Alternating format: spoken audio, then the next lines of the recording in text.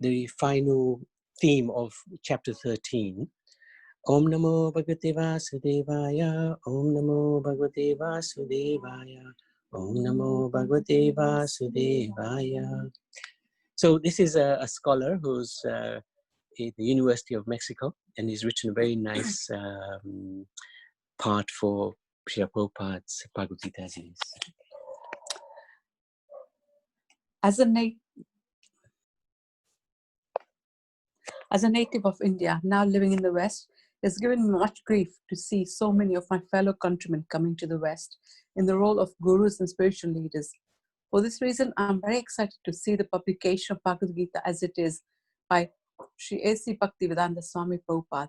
It will help to stop the terrible cheating of false and unauthorized gurus and yogis, and will give an opportunity to all people to understand the actual meaning of Oriental culture. So this is Dr. Kailash Vajpayee. Okay, so the final theme. So far in this chapter, Krishna's answering the 6 questions asked by Arjuna. He's explained about the kshetra, the field of activities. He's explained about that's the body. Kshetra Gyan, he's explained about the knower of that field, the soul. He's explained about the Jnanam, the knowledge, all those items he describes as knowledge and the process of knowledge, knowing. He's described Jnanam, that's the super soul who knows everything, including us, and he's also the object of the knowledge.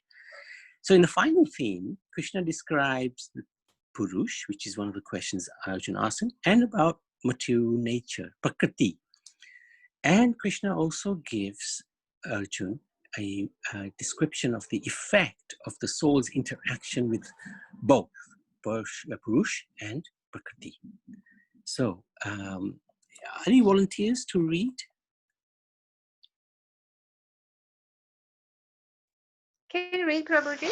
Yes, very good. Please. Om Namo Bhagavate Vasudevaya, Om Namo Bhagavate Vasudevaya, Om Namo Bhagavate Vasudevaya. Chapter 13, text 20. Material nature and the living entities should be understood to be beginless. Their transformations and the modes of matter are products of material nature. Text 21. Nature is said to be the cause of all material causes and effects, whereas the living entity is the cause of the various sufferings and enjoyments in this world. Text 22. The living entity in material nature thus follows the ways of life, enjoying the free modes of nature. This is due to his association with that material nature. Thus he meets with good and evil among various species. Text 23. Yet in this body there is another, a transcendental enjoyer, who is the Lord, the supreme proprietor, who exists as the overseer and permitter, and who is known as the super soul. One who understands this philosophy concerning material nature, the living entity, and the interaction of the modes of nature is sure to attain liberation. He will not take birth here again, regardless of his present position. Next. Yeah.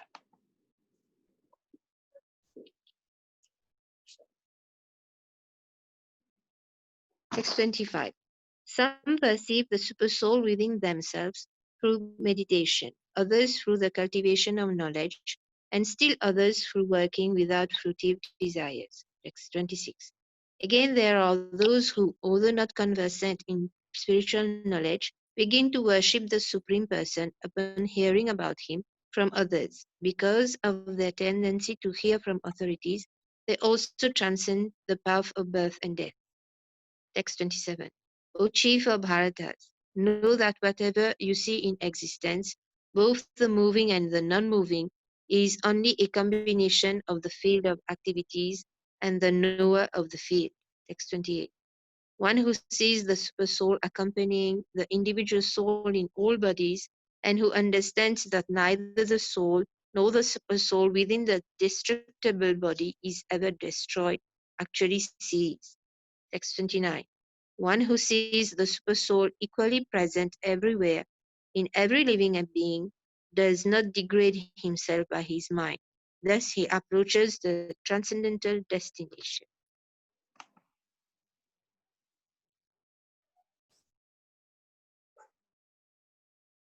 Text 30. One who can see that all activities are performed by the body, which is created of material nature, and sees that the self does nothing, actually sees. Text 31. When a sensible man ceases to see different identities due to the different material bodies, and he sees how beings are expanded everywhere, he attains to the Brahman conception. Text 32. Those with the vision of eternity can see that the imperishable soul is transcendental, eternal, and beyond the modes of nature. Despite contact with the material body, O Arjuna, the soul neither does anything nor is entangled. Text 33. The sky, due to its subtle nature, does not mix with anything, although it is all-pervading. Similarly, the soul situated in the Brahman vision does not mix with the body, though situated in that body. Text 34. O son of Bharat, as the sun alone illuminates all this universe, so does the living entity, one within the body, illuminate the entire body by consciousness. Text 35.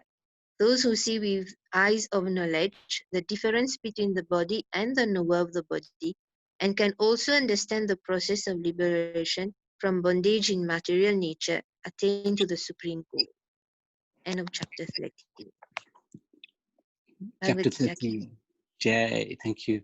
Thank you very much, Karuna Bandhar. This chapter is called Kshetra Kshetra Gyan Vibhag Yog. And I highlighted a few things in yellow, a couple of things, because we've been discussing this little bit in the last couple of days. So it sort of follows on our discussion from yesterday. The living entity in material nature thus, this is text 22, the living entity in material nature thus follows the ways of life, enjoying the three modes of nature. This is due to his association with that material nature. Thus he meets with good and evil amongst various species. So the soul, when coming in contact with these three modes of material nature, becomes entangled by them. And we look at that. That's going to be one of the key issues we're going to talk about today. And if you look at text 30, one who can see that all activities are performed by the body, the field of activity, right, which is created of material nature, and sees that the self does nothing, actually sees. It's not that the self is a witness, but actually the self is the one who desires. But the self cannot do anything. What is actually done is done by material nature. And if, let's look at what the summary of these verses from 25 to 42 are. Lord Krishna describes Prakriti and Purusha. He describes how the conditioned soul desires to enjoy, control matter. And it's this enjoying spirit that binds him to this world. The super soul, however, is the actual enjoyer, the Purusha. And everything, material nature and the individual soul, is ultimately meant for his enjoyment. And Krishna also describes that when the soul connects with the super soul and the Purusha, then the soul becomes free from the contamination of material nature. Just as pouring water over a root of a tree energizes the trunk, branches, and twigs, similarly, offering worship and service to the Supreme Personality Godhead for his pleasure and satisfaction automatically brings satisfaction to all living entities, including ourselves. So this is chapter 13, titled Nature, Enjoy and Consciousness. So here, Krishna's specifically looking at the aspect of consciousness. What is the consciousness of the living entity? If it's material consciousness, he'll stay in this world. If it's spiritual consciousness, he'll go back to the spiritual world. It's fairly straightforward from that point of view.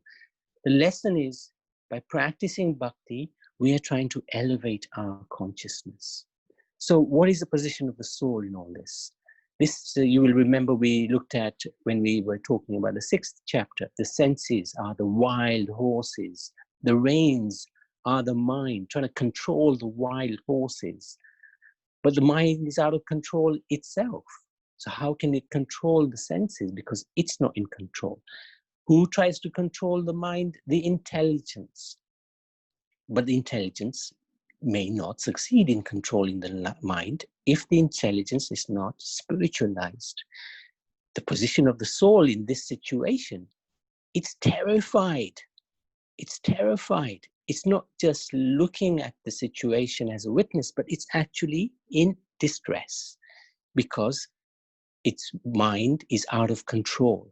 Its intelligence is not strong enough to control the mind, and hence the senses are out of control. So text 22, which is what we talked about, we've got to focus on that. The living entity follows a way of life according to the 3 modes of nature.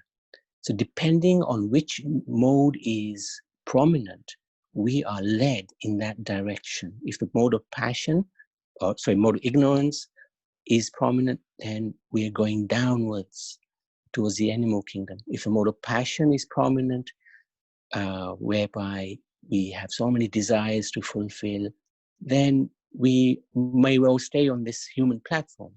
If the mode of goodness is prominent, where we perhaps have some better knowledge of our situation in this world, then the heavens await. Association with material nature leads to different good and evil amongst various species. So the soul is traveling in this world in accordance with the mode it's associating in different bodies. There's 3 factors which impact our next life. 1, our karma, how we are behaving in this life. Good karma, bad karma, our karma. 2nd is our consciousness, what consciousness we are developing. 3rd is our desires. So according to those 3 factors, we get our next body. So there are 8.4 million species of life. We perhaps have been through each and every one of those many, many, many, many millions of times, perhaps, in this material world. So many births we've taken because we are floating, we are depending on the 3 modes of material nature. What bhakti allows us to do is raise our consciousness. We often go to schools, or we used to anyway. At the moment it's stopped because of the current virus situation. However, when we go to school, this is one of the themes we take up with the children, and they actually get it quite nicely. This is one of the diagrams we show them about our level of consciousness. If we are always in the mood of sleeping, like this young lady here, whether it's daytime or night, whether we're supposed to go to work or not, there's always the desire to sleep. The conscious mood is always to sleep. Then our consciousness is so inclined that the Lord will fulfill that desire. He will allow us to have a body, perhaps of a bear, where the consciousness of the bear is, you can sleep for 6 months a year, no problem. If somebody wants to show their body off, that's their consciousness. They're beautiful, they have beautiful bodies, they like to show it off. Then the Lord will meet their consciousness. The arrangement will be made. Material nature will give them a body which is suitable to fit their consciousness. And the body could be that of a tree, and they can remain naked for thousands of years. No problem. Because that's the level of consciousness. If somebody wants to eat raw meat, humans are not meant to eat raw meat. So the body of a human is not necessarily suitable for your next life. So then the body of a tiger may be given, which is suitable for somebody who wants to eat raw meat. So the Lord will make the arrangement through material nature to give you a body that is suitable, to give us a body that is suitable for our consciousness. Somebody who just likes to eat, whether it's stale food, fresh food, delicious food, not so delicious food, they're not discriminating. They'll eat anything and everything. Their consciousness fits that of a pig. Perhaps their next life, all other things being equal, may be that of a pig, so that they can fulfill their desires and they have a body that is suitable for their level of consciousness. So what we want to accomplish in the lesson from this particular theme is that we want to raise our consciousness. We don't want to have animalistic consciousness, because otherwise that will lead us to the animal kingdom in our next life. We want to elevate our consciousness, at least minimum become human being, at least become conscious of who we are, what we're meant to achieve, and then we can shift our level of consciousness into Krishna consciousness through bhakti. So by practicing bhakti, what we are trying to do is purify our consciousness, become spiritually conscious. And this is a glorious chapter, because Krishna is describing how one can come from a material consciousness and go to a spiritual consciousness. So I wanted to ask Madhusudan Prabhu, do you want to share anything, please, Prabhu? Hare Bol, Hare Krishna. Hare Krishna. Hare Bol, Hare Krishna. Yeah, quite in depth, isn't it? This is how the soul, there's the soul, then there is the body, and then there's the field of activities, and so it's quite intricate to try to understand this. And then a lot of the times we get confronted by the fact that, oh, we don't believe in transmigration, you know, or we don't believe that there is life after death, you know, or generally it's difficult to accept the fact that, oh, you're going to get an animal's body next time or what, you know. But law of nature is law of nature, you know. Whether you believe in gravity or not, the gravity still acts on us. Like that, the laws of nature, when the three modes of nature particularly, you know, they act on us, you know, and sometimes we're just on automatic pilot following, particularly when it's the mode of ignorance. In ignorance, like animals, they're given that situation and then ignorance, and they just live by their law of nature. You know, a lion will not violate his law of nature, which is to hunt and eat. And he only eats as much as he wants to and hunt for bait, and then he'll eat, and then he will not hunt and eat another animal for maybe a whole month sometimes. And he lives like that. And he follows the nature, but suddenly he will not go and start to violate another law and then start eating an elephant or something else, you know, like. So he lives by his nature that has been prescribed to him. So animals live like that, the trees will live like that, and that's just mode of nature. Ignorance, just they act through that.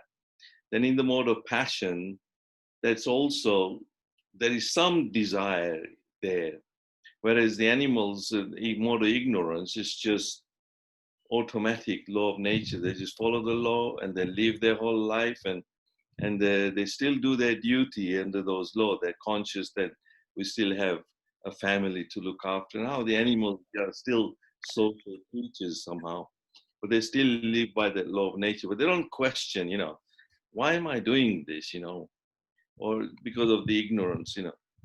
So we do see that law of nature acting on the three modes of nature. But when we're in the mode of passion, then passion is desire is very strong.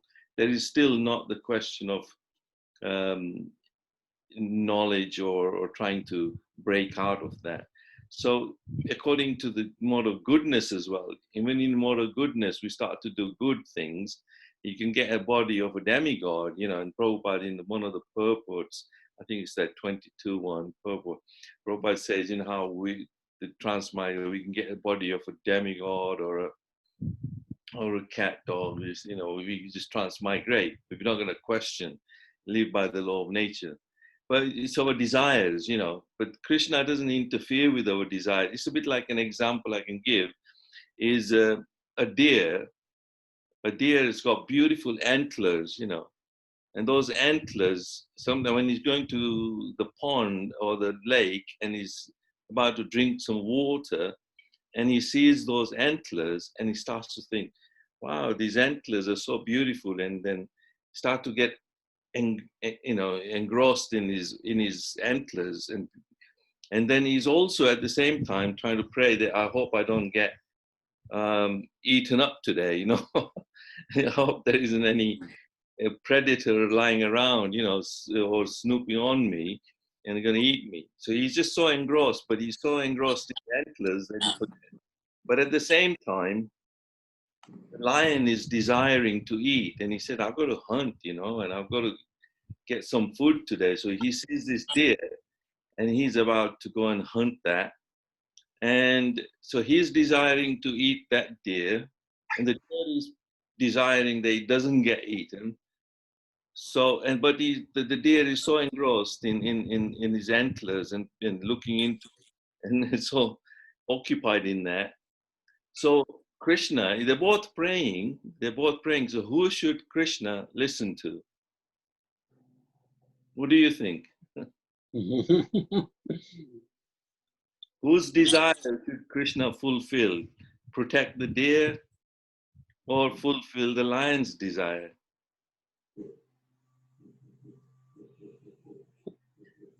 So basically, Krishna will say, okay, there is a little rabbit or a rodent in the grass that will suddenly make a little bit of noise and try to warn the deer. And if it's awake and listens to that warning, then he might save himself. But Krishna just at least tries to set something. So like this, we're also sometimes so engrossed in our material life and all that, and we never question, we just live our life according to the three modes of nature. And then we go through life after life, and then suddenly, you know, Krishna does leave a bit of a warning every now and then, you know, and then you might hear the kartalas in the street or some chanting and all that, and then might try to give us some warning and say, look, you know, it's a bit dangerous situation in the material world. So try and do something about it, you know. So there we are, you know, this is how material modes of nature, but it's the bhakti and devotion that we have to try to develop and offer some service. And we can start to get out of this cycle of birth and death and not controlled by the three modes of material nature all the time. I hope that I've expanded on that a little bit, but you know, otherwise it's quite a complex area. That was good. Thank you, President Prabhu.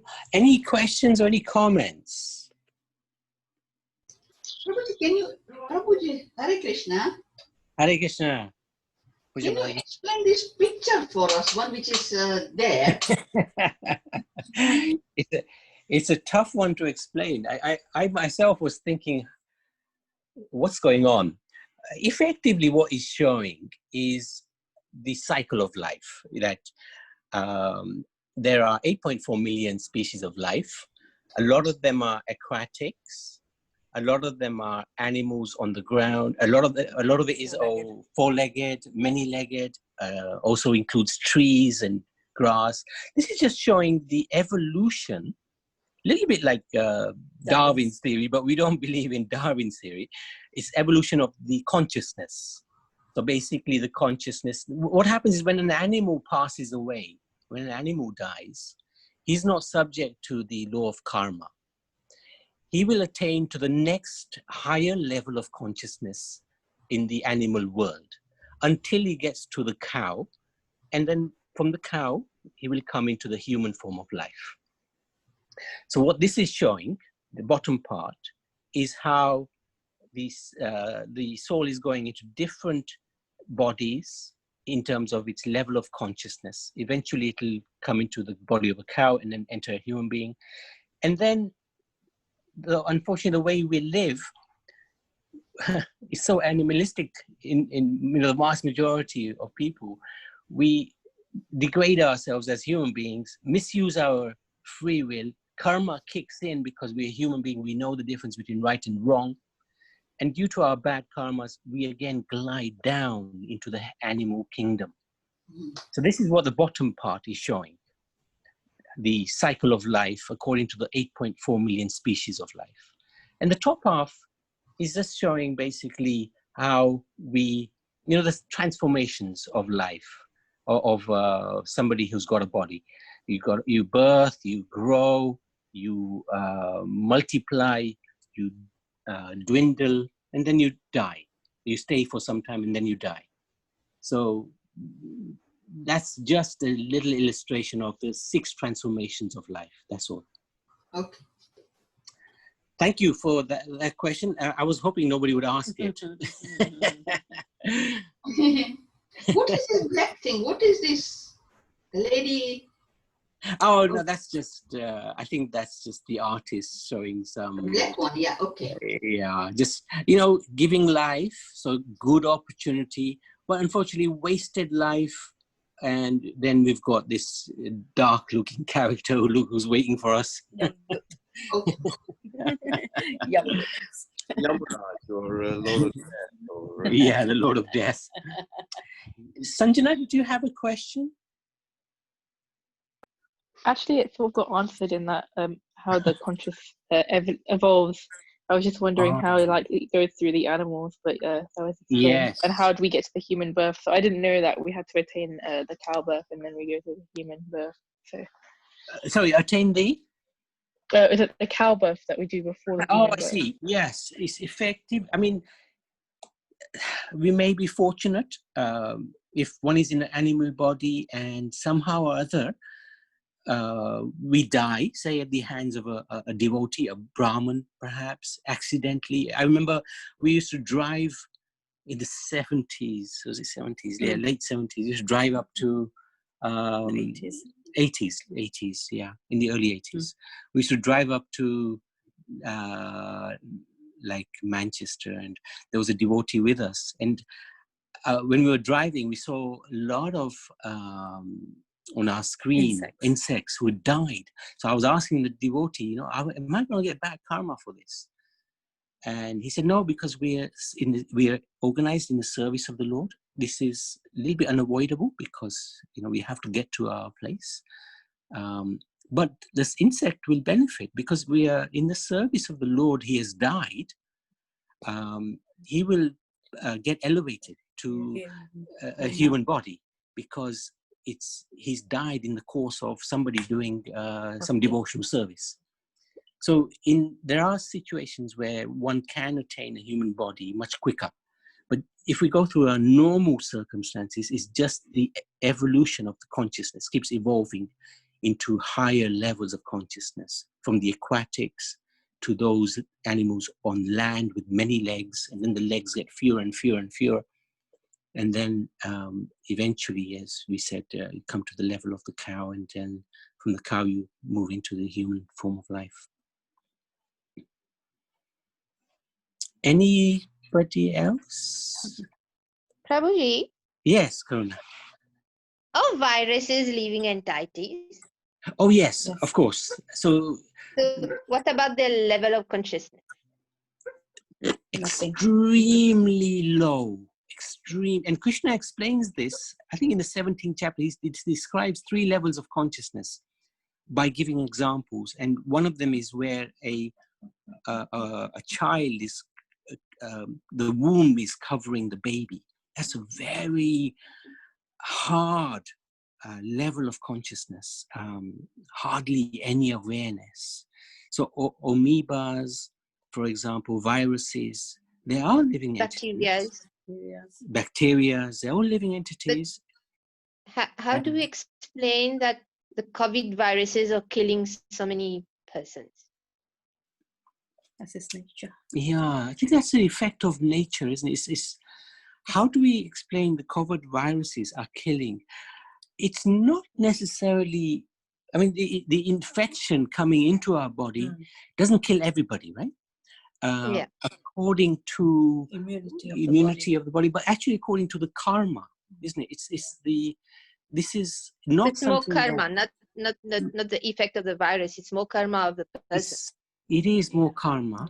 Yeah, because I think Go on. according to naturopathy, our body has lots of viruses, and viruses are good actually to control the digestion and things like that. And you know, like if something goes wrong, like you have diarrhea or something, that means you know, the virus is more prominent in the body, because our digestive system has been is not working properly. So it's, you know, it's the body telling us that we have to, you know, control our digestion really, and what we're eating, which is going into the body. But viruses always exist in our body in some form or the other.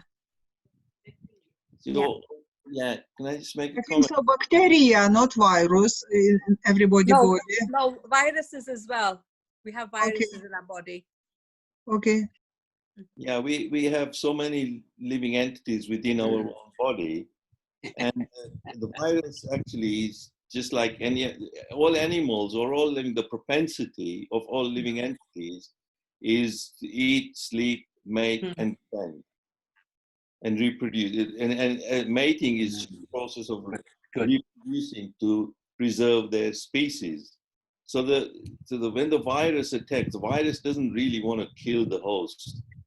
It just wants to get in your system and replicate and eat the food and then replicate and then go on. But it doesn't. If it kills the host, then that would be the end of virus. I mean, they can't replicate then. So they don't really want to kill the host. They just want to use you as a way of just reproducing and propagate. So that's what all the animals are doing. Even humans, as we have the propensity to just give, you know, eat, sleep, mate, and defend. And that's just what we call the animalistic kind of consciousness and life. And we just carry on like that till we come to a stage where I don't really want to carry on with this cycle. But the virus, there are tons and tons of viruses even in my own body now. And I was asked the question that if there are all these viruses and living entities and bacteria and germs on my skin, some are very good, some are useful. You need that to preserve your skin and all that. And some are good. You know, you eat yogurt, and you need your yogurt because yogurt's got bacteria in it. And they're also living entities, but they're meant to do some good for us in our digestive system. So all the living entities are there in our body, but then if there are so many viruses and all in the body, then why am I conscious and they are not conscious of my body? It's like, you know, the little virus in my body will say, I am in Madhusudan, but Madhusudan is not in me. You know, and somebody asked the question, like, you know, one time I asked Sri Rama, she said, if there's a garden, in the garden, there are so many living entities. There are worms, there are insects, there are weeds, there are plants that you've grown. But there is one gardener who has been made to be in charge of that. And it's his duty to look after the garden.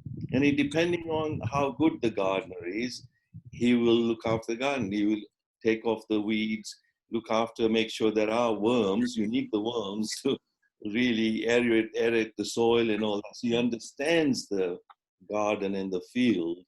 So he looks after it. So like that, Madhusudan is the main living soul entity in charge of this body.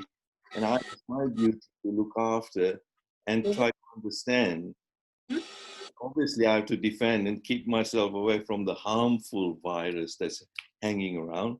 So, yeah, you know, you have to look after. But it also depends on our karma, our diet, our habit, our all sorts of things. That, you know, our immune system is strong enough. We're living healthy, doing exercise, and that's our responsibility. So that field in this chapter, we're talking about the the Kshetragna, the field, that is our field. The field is like, the body is like the garden that we've been allocated. And then, it's whether the living entities are different souls, different bodies, living entities, they're there. In my body, there's every virus that's attacked is there, and it lives in our fatty tissues, Very So good. That was very good response, Madhusudhan. I like that. Thank you, Prabhu. Karuna, you happy with that? Oh yes, I have many friends asking what does ISKCON say about the virus, the COVID, and etc. So I'll be talking about karma. So just wanted to clear certain things. Yes. You're on Thank the you right very track. much. You're on the right track. I think, unless there's any further questions or comments, I just wanted to reiterate here our level of consciousness. We know where we're at. And actually, the next chapter talks in some detail about the three modes of material nature. And we can actually work out with some sort of level of accuracy where we are, generally speaking. So we need to be careful that our consciousness is going in the right direction. We've achieved the human consciousness, fantastic. Even within the human species, there's 20,000 different levels of consciousness. So what we want to try to do is definitely avoid the animal consciousness, but rise towards spiritual consciousness. So wherever we are, we want to rise through bhakti to the spiritual level. And that's the theme for this session. Okay, unless there's any questions or any comments, I wanted to move to the Nishinga Kavach.